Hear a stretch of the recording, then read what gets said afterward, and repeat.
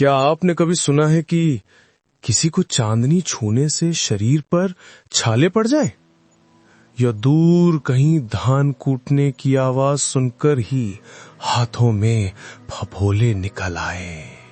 नहीं ना।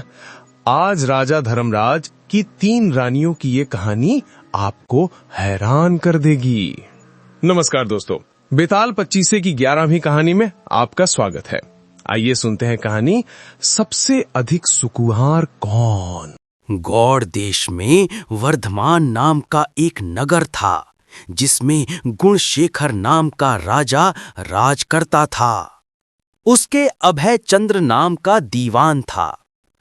उस दीवान के समझाने से राजा ने अपने राज्य में शिव और विष्णु की पूजा, गोदान, भूदान, पिंडदान आदि सब बंद कर दिए।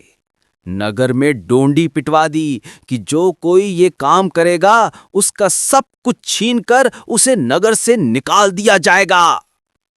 एक दिन दीवान ने कहा, महाराज, अगर कोई किसी को दुख पहुंचाता है और उसके प्राण लेता है तो पाप से उसका जन्म मरण नहीं छूटता, वो बार बार जन्म लेता और मरता है। इससे मनुष्य का जन्म पाकर धर्म बढ़ाना चाहिए।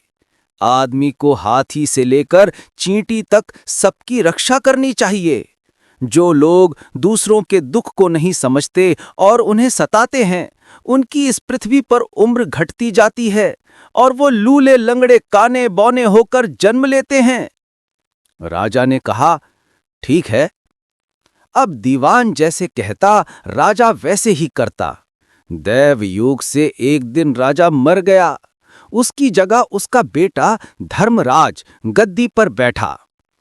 एक दिन उसने किसी बात पर नाराज होकर दीवान को नगर से बाहर निकलवा दिया। कुछ दिन बाद एक बार वसंत ऋतु में वो इंदुलेखा, तारावली और मृगांकवती इन तीनों रानियों को लेकर बाग में गया। वहां जब उसने इंदुलेखा के बाल पकड़े तो उसके कान में लगा हुआ कमल उसकी जांघ पर गिर गया। कमल के गिरते ही उसकी जांघ में घाव हो गया और वो बेहोश हो गई। बहुत इलाज हुआ, तब जाकर वो ठीक हुई। इसके बाद एक दिन की बात कि तारावली ऊपर खुले में सो रही थी। चांद निकला। जैसे ही उसकी चांदनी तारावली के शरीर पर पड़ी, फफोले उठाए। कई दिन के इलाज के बाद उसे आराम हुआ। इसके बाद एक दिन किसी के घर में मूसलों से धान कूटने की आवाज हुई। सुनते ही मृगांकवती के हाथों में छाले पड़ गए। इलाज हुआ, तब जाकर ठीक हुए। इतनी कथा सुनाकर बेताल ने पूछा, महाराज बताइए, उन तीनों में सबसे ज्यादा कोमल कौन थी? राजा ने कहा, मृगांकवती, क्योंकि पहली 2 के घाव और छाले कमल और चांदनी के छूने से हुए थे।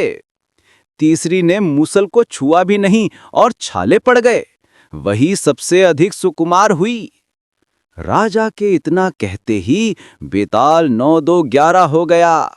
राजा बेचारा फिर मसान में गया और जब वो उसे लेकर चला तो उसने एक और कहानी सुनाई। इस तरह बेताल ने एक कहानी सुनानी शुरू कर दी।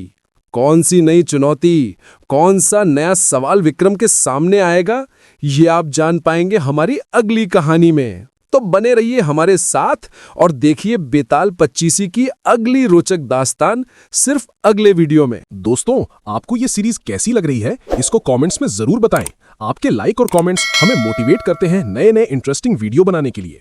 और हाँ, चैनल को सब्सक्राइब करना ना भूलें ताकि आपका कोई भी वीडियो मिस ना हो। बेल आइकन पर भी क्लिक करें ताकि आपको सबसे पहले नोटिफिकेशन मिले नए वीडियो का। मिलते हैं अगले वीडियो में, तब तक के लिए प्यार भरा नमस्कार। खुश रहिए, स्वस्थ रहिए।